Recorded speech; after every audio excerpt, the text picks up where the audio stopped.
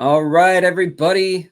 Welcome back to the Chris Claremont X-Men Comic Club. I'm Chris Anderson, and as always, joined by John Coates. John, how you doing? I'm doing excellent, as always. Awesome. And once again, we're joined by a special guest, John's brother, James Coates. How you doing, James? I'm good. Thanks, guys. Thanks for having me again. The artist-writer twin duo of the century are gracing us with their presence. And we are on to the second half of the Black Tom Juggernaut 2-story series. Continue previously in 102. Now we're on to 103. John, it looks like you got a signature on that copy. What's up with that? Oh, good eye, Chris. Yeah, that's signed by our good buddy Chris Claremont right there on the cover. The man himself? Yeah, the one and only.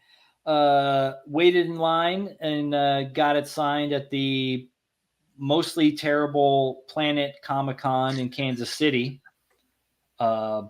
But he was there and I got this. So, it was worth the trip. Cool. We'll get into the cover that you can see up in the top corner of my classic X-Men towards the end. But as you can see that there are similarities and there's something a little bit different about this one. But let's get into the story. How about we do that? Yeah. First of all, great cover. Look at that. Storm in the forefront. Nice sort of curve around the villains. This cool castle turret. Love it. I love when Cockrum draws Storm's cape at that angle where it's like just thin, Yeah, it's like wings. It's not very smooth. It's not big. It's not filling the whole page. It makes it very thin, and it's just you can see him thinking about the drawing when you look at certain things. Like there's certain folds and stuff that you wouldn't, he's a really thoughtful artist. He really gets into it, and I just love that about him. And then he uses it to kind of just like the composition just follows through, and plenty of room for that Death Siege and X-Men titles up on the top too. It's just that's I love right. it. Death Siege. It's time. Rad. Right. Yes. Oh, and right here, one of the all-time best splash pages in X-Men comics. Oh, it's so good. The Fall of the Tower. Damn. And they're just these little leprechaun men. They call them leprechauns throughout it. Do we know if they are actually like leprechauns, or do we get like further into that with them? Well, in this issue, they do get referred to as leprechauns, and we get that they're a leprechaun families that the Banshee lets live in his castle. They don't seem okay. All right, we'll get into it. All right, we'll talk about it. Talk about it further as we get in. Yeah. And so it's taking, a ton of them to carry the Nightcrawler who's been knocked out cold. And they're saying, the battle's over with Black Tom, Cassidy, and Juggernaut, the victors. The X-Men, nice. They're all as good as dead. Oh my God. Dead. Sam Granger still on inks for Dave Cockrum. Yep. Looks great. Mm-hmm. Oh, man. And then we get goes right into like a little, basically one panel recap of last issue, which is nice. It's a very short recap.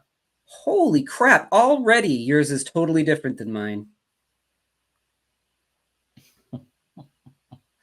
Let me just pop it up real quick, and you can see. Look how different that is. I noticed that the right page panel with them carrying him off is on yours. Anything else on yours that's, and then in the very last panel on the right page is the last panel on your left page. So you have like a so those page and a three. half, right? Yeah, Page and a that that's half new? page is the same. Wow. Wow. Why the longer recap? That's interesting. I'm not sure. See, this is something that I cannot find the answer to in all my searches on the internet. There's Is this some always Jim at least Shooter 3 stuff? or 4 extra pages of.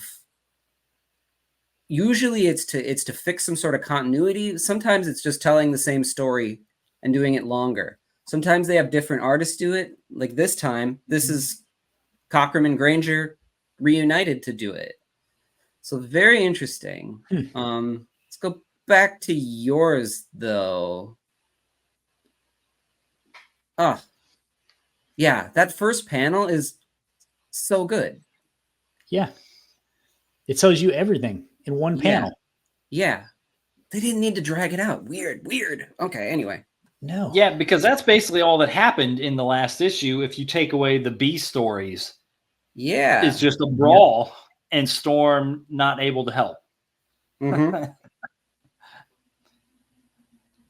And yeah, so we get that, and then now we're back to Nightcrawler with our leprechauns, and he's waking up, and they're like, "Oh, we can't hold him," and he kind of kicks him because he thinks he's still in the fight. And then he's just like, "What? I must be dreaming. Who are these people? You're little. Your ears are pointed like mine. It's impossible. Leprechauns. Fantastic." That's one of his rare moments where you're like, "Oh, that's right. He's German." German. Yeah. Yeah. Mein Gott. My friends, the battle, what's happened to them? Like, he sees leprechauns and he's like, "Oh my gosh." And then like a second later, he's like, "I got to get back to the fight." Yeah. And then here's our Eamon O'Donnell, who's the sort of the butler of the castle. Yeah, he's like the groundskeeper, butler, like the guy who takes care of the place. And this is where you kind of learn he's saying like Cassidy Keep was home to the families, and the families is reference to these families of leprechauns. And you see like here's like a leprechaun lady and her little leprechaun baby running from the Juggernaut. And they're all like hostages now, most of them. And then but then the leprechauns he's letting Nightcrawler know, but they're all being led by this other guy in the shadows. And they don't show his face, but we see enough of his armor to recognize Eric the Red popping up again. Yeah, the mysterious incarnation of Eric the Red, who disappeared in a previous issue with Havoc and Polaris in his arms because he was controlling them. Yep.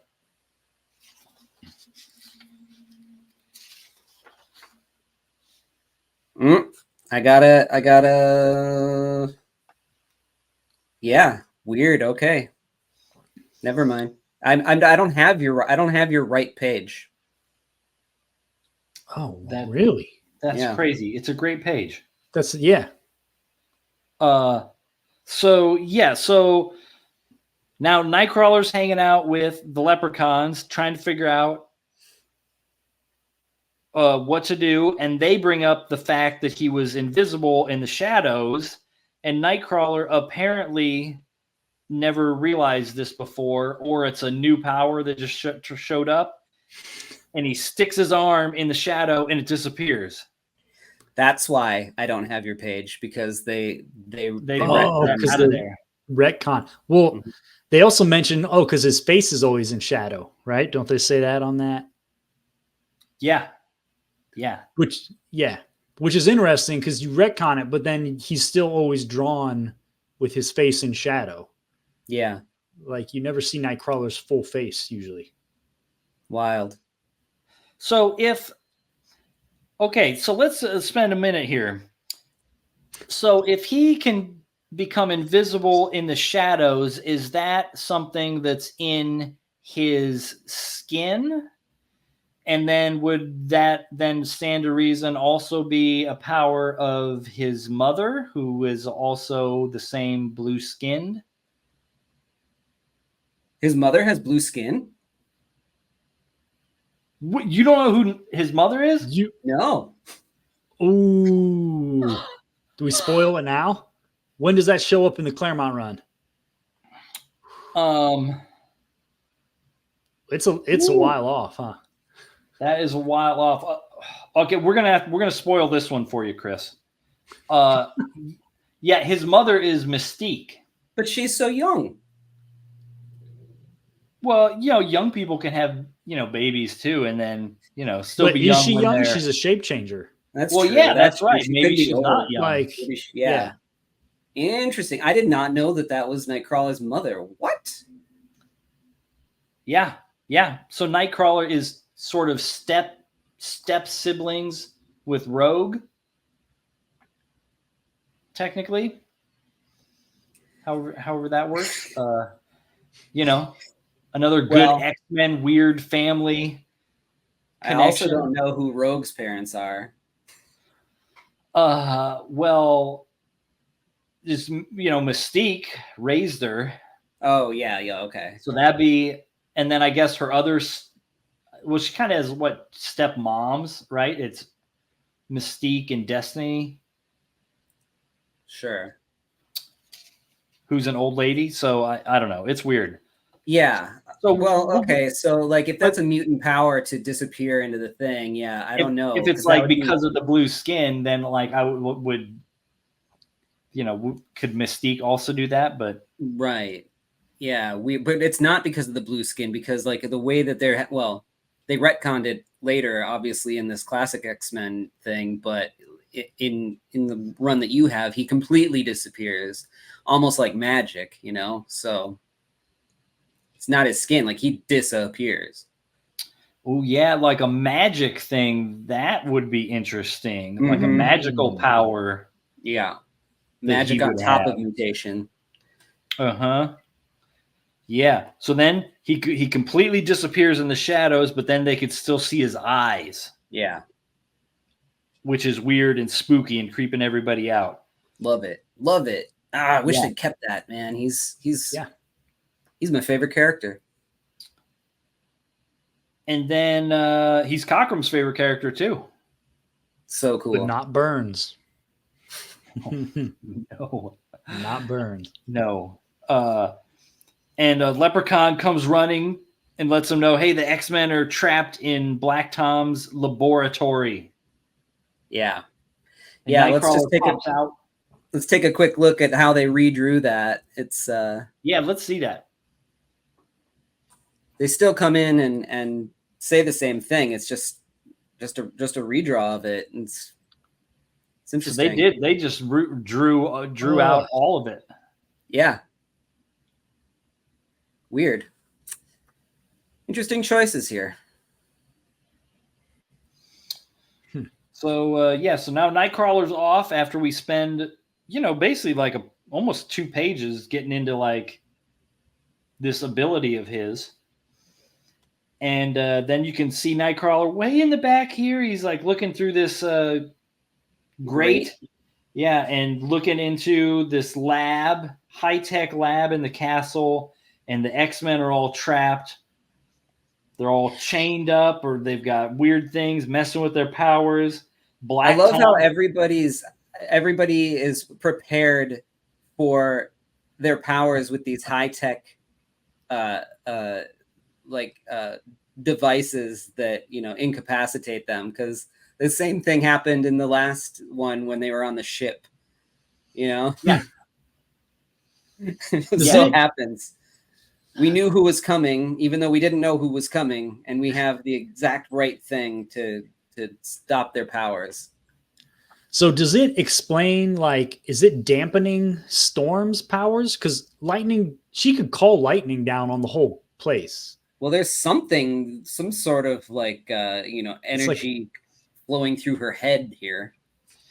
Yeah, and I think And Wolverine could pop claws. Totally. Right. Well, but they haven't explained how good adamantium is yet. That's Right. true. And it hasn't been able to dent Juggernaut's armor. Yeah, and I think we're still operating under the premise that Storm is still kind of incapacitated from her claustrophobia. So Yeah. whatever they put on her is probably going to hold her for now. Mm-hmm. But the Black Tom is putting on this sweet high-tech gauntlet here, the Neuronic Tangler glove. Now, is that where his power comes from? No. His power is just like some energy blast that he has to like transfer it through wood. Yeah, it has to channel through wood. Oh, okay, that's why he has that stick. Yeah, that's why he's always carrying a stick. Okay. No, this is just a torture glove. Cool.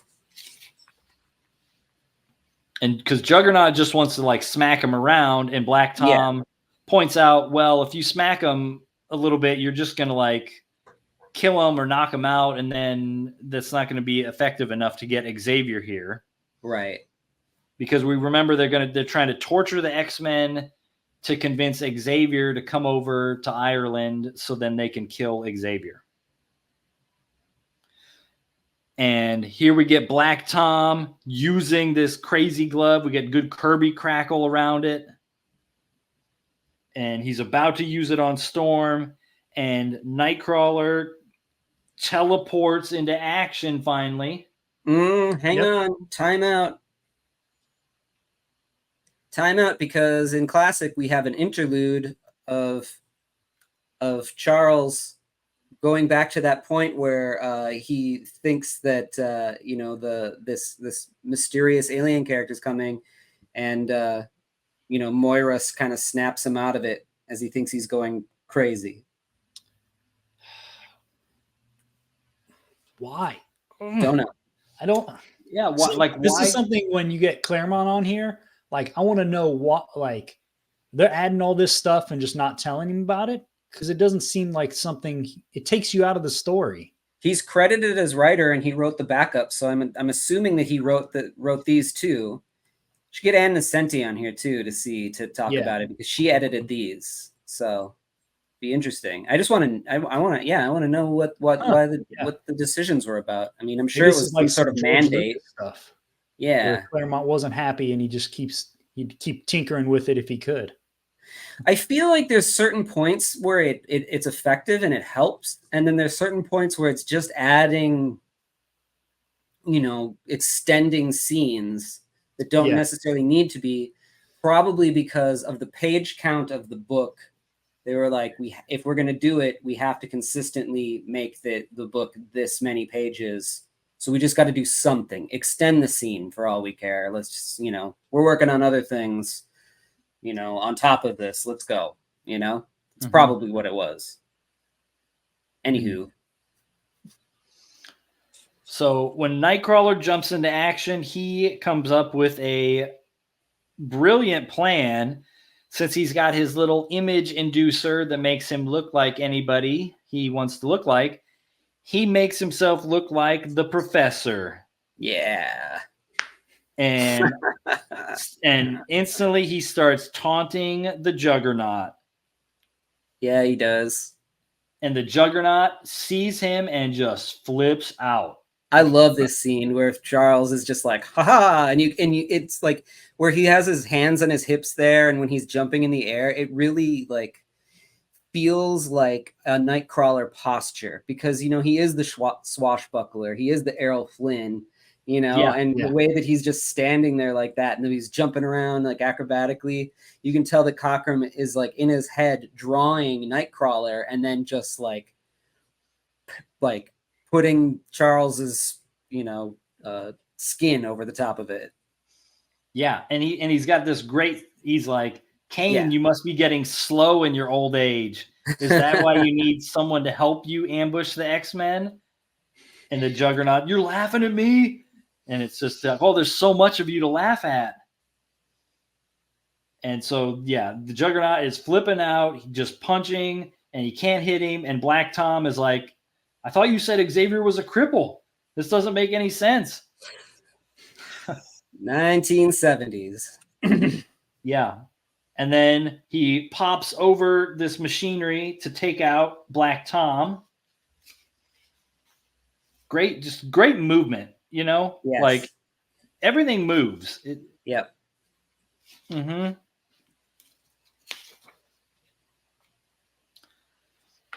Yeah, and there we get Black Tom using his little stick to try and blast him.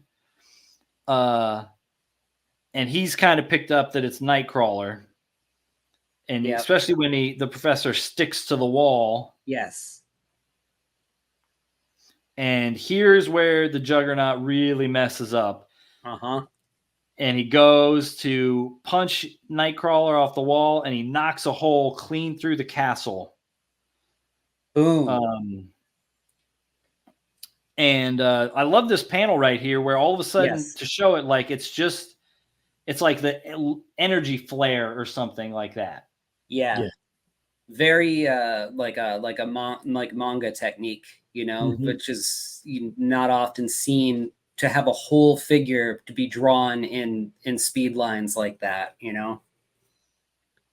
Yep. And the hole in the castle, all of a sudden, Storm can see the sky. Oh my God. She Well, can you see done freedom. messed up now, buddy. Yep. And it says it's all it takes. The claustrophobia that held her a prisoner more effectively than any of Black Tom's shackles falls away. And they're like, the witch, what's she doing? And like all of a sudden she's basically just creating a hurricane and just flinging everybody around, including the other X-Men. And then she flies out of that sucker and takes the team with her. But the hurricane also sort of took Wolverine's shackles off. Yep. Okay. Somehow. Yeah. Kind of Not his freed. feet. Yeah, not the ones off his feet. And they kind of land, and then she's like just flying and doing like spins and barrel rolls. And Wolverine down here, well, that broad's gone flaky. Yeah. And of course, he says it to the wrong person. He says it to Colossus. And Colossus is like, Wolverine, do not ever call her a broad again. Because remember, they're not friends. Mm-mm. And then the hole also, it smashed everything. And now the Leprechaun families can get free as well. Yep. So hooray. So they go to the Leprechauns go and they try to help Nightcrawler. Yeah. He got knocked Yeah. out in all this. Yeah, he gets covered. Yeah, he gets knocked out by the rubble from Juggernaut and or Storm. Mm-hmm. And here we get Wolverine and Colossus trying to get the boots off of Wolverine, the metal shackles. And Colossus says he can't break them. They're like too tough. And Wolverine isn't trying to cut them Mm-hmm. Yeah. because he can't cut. His claws aren't that good yet. And Yeah, they then- didn't retcon that in the classic, which is Yeah. interesting. And Storm shows back up and's like, can I help? And Wolverine's like, hey, if Colossus can't break him, what do you think you can do? And she just like, boom, Yep. uses I'm the her best lockpick in lockpick. Cairo. Yep. And just like, bang, just picks the locks. They're off. And she's basically like, and I'll tell you about that later after we've rescued everybody and whipped these suckers. So here's another question, John. Talking about abilities and powers and stuff. When does Storm stop using all this like thief abilities and lock picking and stuff?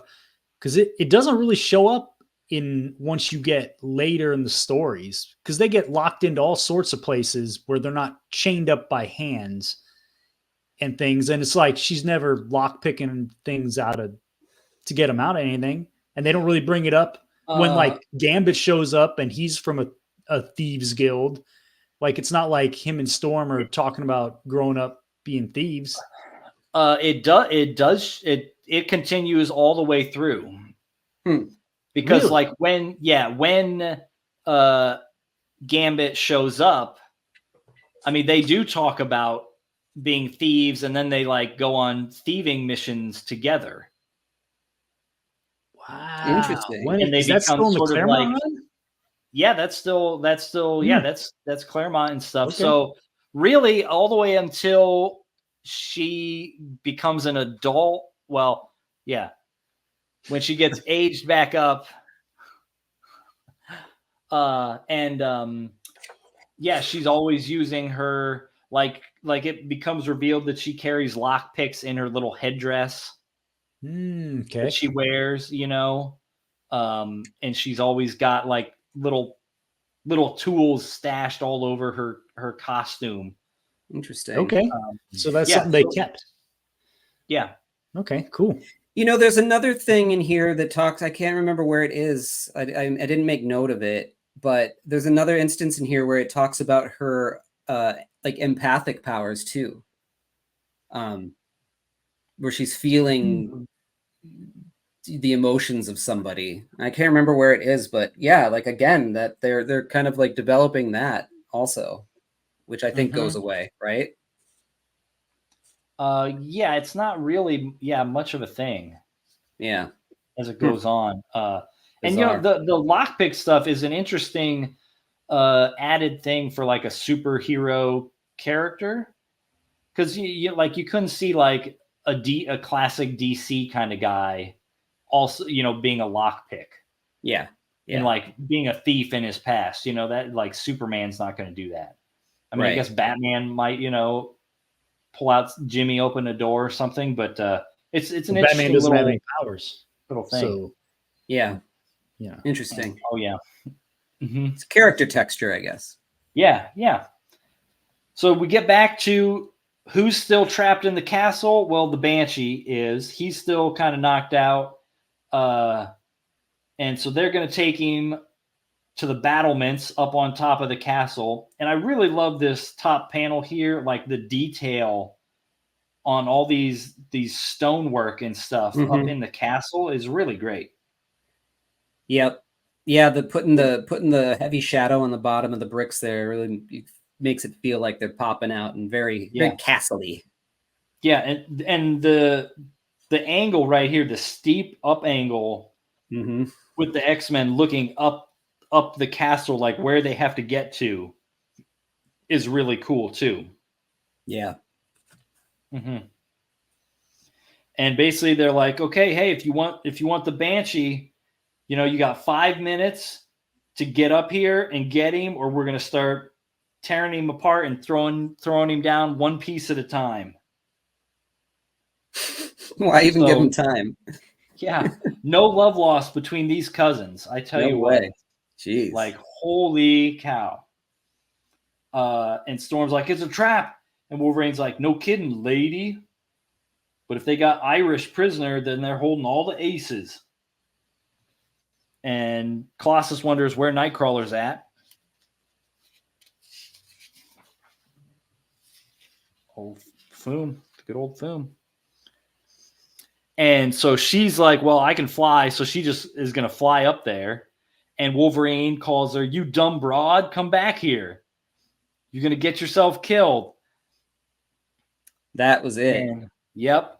And Colossus grabs him from behind. And it's like, I told you don't call her broad. And he just chucks him. I love that panel. Look how small he is. Hey. Yeah. So good. This, isn't it also where Wolverine's talking about they don't have any battle sense? None of them? What page? Is that page 22? Yeah, this is page 22. Yeah. Somewhere in there, I think he mentions that, right? Yeah. It says he's the only one with any combat charging sense. alone, you're going to get yourself killed. Like he's thinking, like a team. We got to like approach it as like a team battle plan and stuff. And yeah, he's the full-on leader, which later on he'd be the one charging in, just like, I'm not listening to whatever.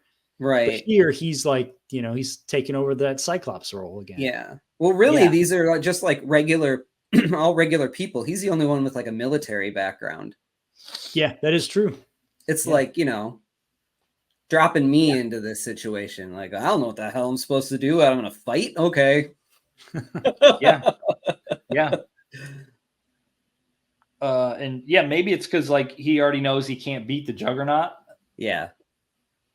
so he knows he needs the team together. And I love like Colossus. So he's just going to climb up it by just jamming his fingers and feet just into the rock Mm-hmm. and climb up it. Interesting. So yeah, your right page is the same as mine. And then I've got an interlude here. Coming up. Okay. Yeah, right here. It's the next the page, after they're shouting down at them, talking about him climbing up. Mm-hmm.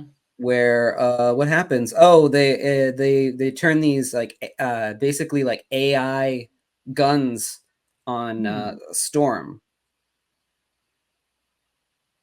And he says that Banshee mentioned nothing of some sort of weaponry here. And that she just starts turning on the weather and kind of tearing things apart. Do your worst, Bimbo. I'll laugh it off. Colossus's history. And before tonight's done, it'll be your turn. And then we go to where you're at with the guns. I don't know. They just kind of added a little bit more. Yeah, that's a definite filler page right there. Yeah, for sure. Yeah. Because it all happens on the original page. Yeah. Anyways, so yeah, we get these turret guns coming out of the castle, which is crazy. So shooting at Storm, Juggernaut's peeling off bits of rock, gonna chuck it at Colossus, and she's using her lightning to take things out, and then she's also starting to create some super extreme weather. That it says, or it's like messing up weather for miles around. Yeah. Creating the worst Atlantic gale in living memory. Man. Collateral damage. That's what they do. Yes. And now we get more amazing Leprechaun action where we find out Colossus threw Wolverine too far, and he's like out of the action, and a little leprechaun shows up. I think I can help you there, Mr. Logan. Yep. And that's the first mention of Wolverine's real name right there. First appearance of Logan. Yeah. Issue 1 or 3. Logan. Rock. And Wolverine's just like, what? Who are you? And how do you know my name? And so this is Padriac of the Little People. And we know a lot of things. And Wolverine's like, the Wolverine doesn't believe in leprechauns. which is weird. And Padriac just runs away like, okay, well, you can follow me or not. Yeah. I don't believe in talking Wolverines either. Yeah. So I really wonder like what the plan was for like the leprechauns in X-Men lore, and were they going to show up again in the future? Do they never show up again? No. Weird. And they don't really show out that they have any powers or anything. They're just sort of like little people that live in the walls. No, and and they don't really return to Cassidy Keep after this adventure, but they are, but they do go to we'll find out, where Moira is based over here. Yeah. Close by also. And so they do spend time in England, and for them never to, and they never bring the leprechauns or this leprechaun never comes to the mansion. Interesting. Like it could have been really interesting to have this like little fantasy character popping in and out. Yeah. I think I think this is a good example of Claremont dropping in things that he could use later if need be. Yeah. Like I even think that's part of like the last issue where it's like Banshee, his history is an Interpol agent or whatever. Yeah. Like you mentioned something, and then later on he gets in a pickle writing something like, well, hey, we're back here with Moira on this island. What if I bring back the leprechauns? Yeah, it's kind of smart, actually. You know? Yeah. Yeah. And it's a way of like, how can I finally give Wolverine a name without having to squeeze in somebody else that knows him from his past?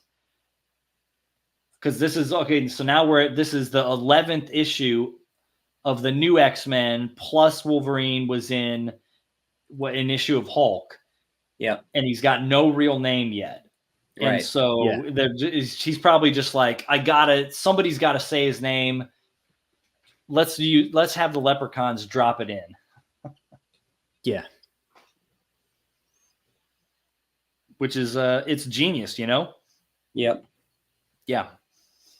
It's always great for a quiz if you're, a quiz question if you're trying to give somebody on a road trip, some Marvel trivia. Yeah. So Wolverine is trying to get back to the fight, and now the Juggernaut is like throwing parts of the castle at Storm. Mhm. He can't hit her. The computer's having trouble getting close, but it's starting to zero in, and the Banshee knows he's got to do something, or eventually the cannons are going to hit Storm. And here comes Nightcrawler out of the shadows, snapped, and bust Banshee's ropes, freeze him, and the Banshee can just like rip through this Yeah, he's so strong. metal gag. Yeah. Yeah. For an older guy, he is in great shape. Yeah. And then he uses his scream to basically kind of like bust through or liquefy the ground under the Juggernaut. Yeah. So he falls through the castle. At least a floor. And then the rest of the X-Men have arrived. Yep. A floor below. Yeah. And it's rematch time. And now we get to this awesome, brutal fight between cousins. Because, reminder, their powers, like the Summers brothers, cancel each other out, affect each other. Yep. Mm-hmm. So they have to resort to something else. And the Black Tom takes an axe. Damn. Off a wall or something. And, the Banshee has to do this awesome flying roll to avoid it. Yeah, good thing he's got a wingsuit. Yeah, he was going to be decapitated right there. I love this running shot of him. Yeah, that's a great in the great front, one. and you get that good look at like how these like built-in capes on his costume. Yeah.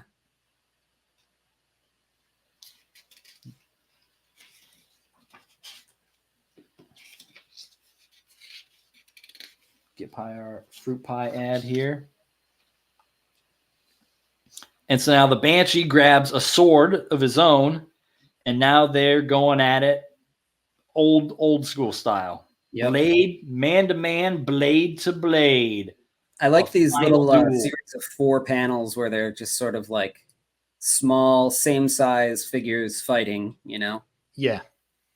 Which people talk a lot about, like Frank Miller and his fight choreography and stuff. Mm-hmm. But I feel like Cockrum does a lot of that in his run on X-Men, and he does it really well. And that's all, you know what I mean? That's all pre-Miller, Miller's stuff. Mm-hmm. And Cockrum doesn't get enough shine. I don't know if people just forget about Cockrum, you know what I mean? And they immediately go, oh, Byrne and Jim Lee. And Cockrum's the best X-Men artist. And he's the first one that really, put it on the map when Claremont came on. Yep. Yeah. No, these. Yeah. He really knows what he's doing when he's storytelling. Yeah.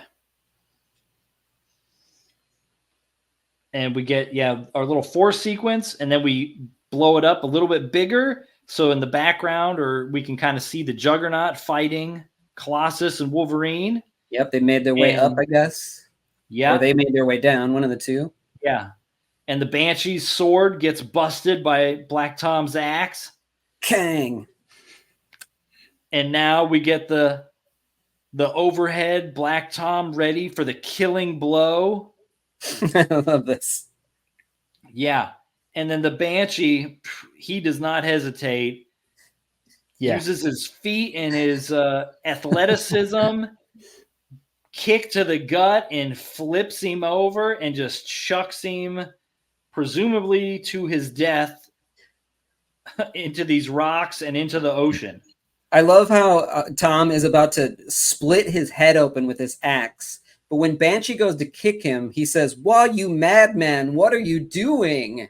Like, that's Yeah. crazy. You're going to kick me over the edge? I was just about to split your head in half, but Yeah. you're crazy." Yeah. Yeah. That's that good villain attitude, right? Like, Oh, yeah. it's okay if I kill you, but if you try and do something to me, that's out of line. Yeah, Yeah. I love it. Uh-huh. And then here we get Juggernaut's reaction where Oh. he just freaks out, Tom, and he's just like, out of my way, you costume clowns. Hold on, I'm Yeah. coming, Tom. He was The the only object of his friend I romance ever had. affection has fallen into the sea, so the only thing to do is to leap in after him. Yep. Which is Yeah. which is exactly what you brought up last issue, Chris. Like this really solidifies, it gives Juggernaut more than a one note. Like he actually really cares about this dude. Yeah. Like it's his family, it's everything to him. So they were in prison together. Is that what we got? from- Wasn't it Tom? Did Black Tom break Juggernaut out? Or they break out together? Well, Black Tom was supposed to be in prison for life, and then that's why it's surprising that he showed up here because Banshee put him in prison. Yeah. So I think So the that Juggernaut got Tom out. got Tom out, right? And I'm not sure if they're in prison together or not, but one of them got the other out. Yeah. Yeah. Created a bond for life Yeah. of villains. And he jumps in, and of course, the storm is brewing here has insane waves and wind, and their Juggernaut disappears instantly. And so you're just kind of left thinking, well, maybe that was it. Maybe Black Tom's dead, Juggernaut's dead. We don't know. I mean, Thunderbird's dead, so you never know what could happen in these books. Somebody could die for good. Yeah. But can the Juggernaut drown? I don't think so. I think he might even be one of those dudes that like he doesn't even need to breathe. Right? Because he's magical. So it's not like he's Right. Yeah. Hmm. And then Storm clears everything up, clears the weather up, and we got these nice sort of like rainbow sun rays beaming down, and then we get back to our another ongoing BC story here in our last panel with Eric the Red looking at the computer screen.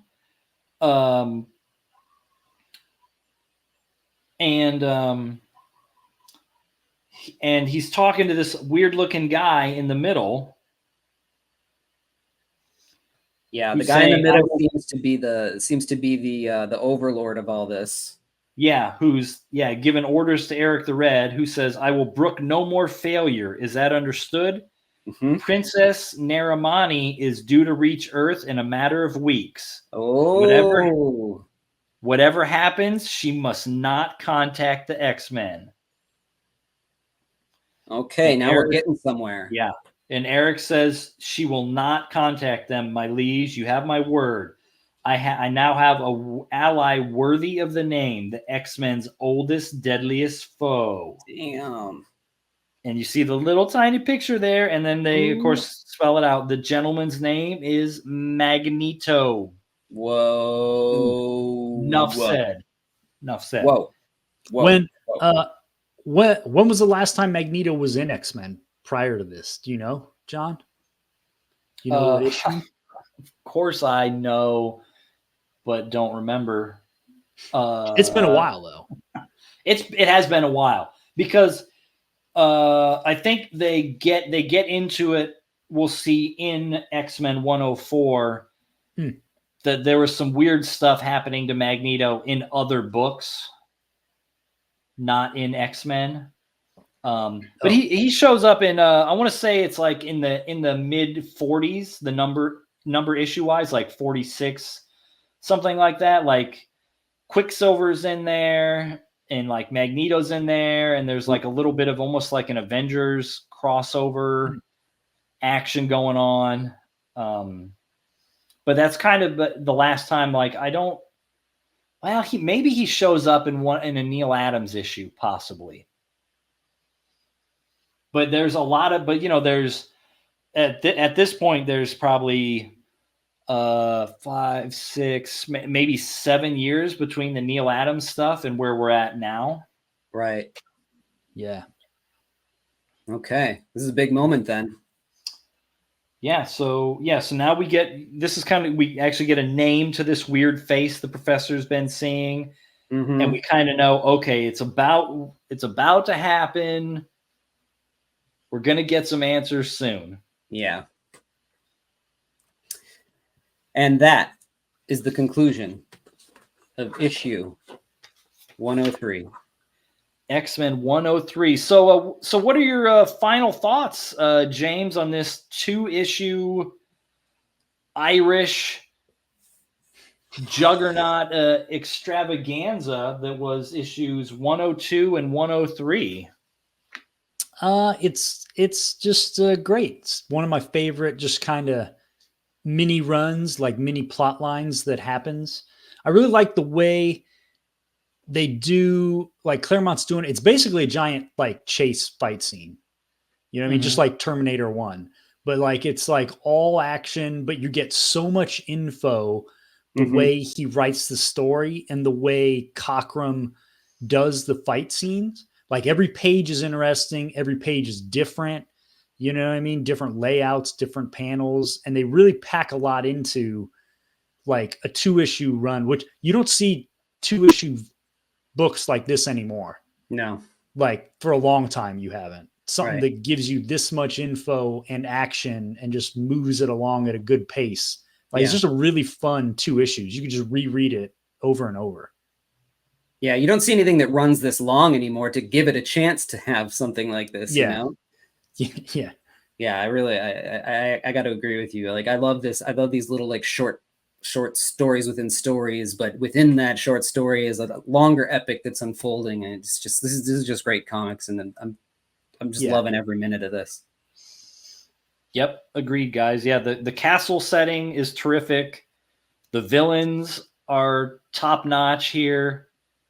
All kinds of good family dynamics, good bad family dynamics, great drama, great backstories getting explained, great action. Just top notch X-Men right here. Let's take a look at your 103 cover and my classic cover, because this is interesting now. Art Adams has been up to this point doing the first 10 classic X-Men covers. Now we have Bob Layton's going to step in and do this one, which looks an awful lot like the cover of 103 itself. It's been Adams has been doing a completely different take on it, but it's almost the same. The difference is that Storm is facing us now, and instead of Nightcrawler, we've got Colossus hanging off the edge. Was Colossus in? Let's see. No. Or was Nightcrawler's? Okay, yeah. Colossus is not even in this one. We got Nightcrawler in the back of this one. And Bob Layton drew it. Bob Layton's a great artist, but Cockrum's cover is just way more dynamic. So it's just odd to me that they would repeat it the same way. On the inside cover of all the other ones, Art Adams would also draw a little image that was, they're always great to accompany it. This one, we have a bit of a treat. We have a Mike Mignola version of Black Tom and Juggernaut and the Castle, which is really cool to see. The backup story in this one is like, I don't even know why they did it. It's like some guy is a writer and is having a hard time, goes to kill himself, and Storm runs into him, and then like there's a serial killer out there who's killing women, and he attacks Storm, and I don't know, the guy like saves her, and that's the end of the story. And you leave the story not knowing whether the guy's going to jump or not. It's very odd. That's wild. Yeah. You know what I noticed from some of these covers too, though? Like, so bring up both of the other covers, John, of the 102 and 103 next to each other. I'll do it here. I'll do it. Yeah. Yeah. So there's one character missing, like on both covers, who you would not do that now, and that's Wolverine. Oh yeah. Yeah, you're absolutely right. You know what I mean? Right. Like the popularity, like he's like still, they're flushing him out and he's getting cooler every issue, but he's still like a nobody to them almost. Yeah, he's not like Marvel's #1 character yet. Yeah, you couldn't do this now without them going, whoa. Hey. Where's Wolverine at? Yeah. You gotta have Wolverine on there. No, it says X-Men on it, but we all know it's the Wolverine book. Yeah. Yeah. At this point, Colossus, Storm, and Nightcrawler are sort of like the fleshed out primo characters. Yeah. At this point. And, and actually 103 is one of the very few issues of the new run that doesn't have Colossus as the big front and center character. Yeah. Like a lot of them, he is in the front. Yep. Wild. Well, this was a great little run. James, man, thanks for joining us for this. It's been really cool to have you as a special guest on this. And we'll be back next week with issue 104. I don't know what it's about. We'll just have to wait and see. Woo-wee. But James, where can people find you on the webs? I'm on all the main places. I'm on Instagram. You can just search my name. You find my books at dinobeast.com. You can order them there. I also have a Patreon where I try to post every week, just like update drawings and inking videos and things like that, stuff I'm working on. Yep. All right. I'll put that down in the show notes too. I'm a member of your Patreon and I friggin' love it. John, where can people find you? I'm on the Instagram at JD Coates, and my books are also on dinobeast.com because they're the same books as James's. Rad. All right. And James did the thumbnail for this week's episode too, so you can get a little taste of what he is up to and go out and buy these gentlemen's work. And, after this, you're going to find out where to find mine, but I'll also put everything with easy links in the show notes. So till next time, when we look at 104, later, everybody. Join my Patreon to see my work before anyone else. Plus, score physical sketchbooks, mini comics, and commissions delivered right to your door. And reading my new books, Something Seems Off and Three-Headed Pigman, as they are made. Go to my website to order original art, commissions, and my books, Lost Angels, Spectral: A Showcase of Fear, Chaotic Neutral, and more. Gray Matter Drip, The Art of Chris Anderson, is available now from Cosmic Lion Productions. Here are the upcoming conventions I'll be at the time of this recording. And don't forget to like, follow, and subscribe. It helps spread the word. Thanks.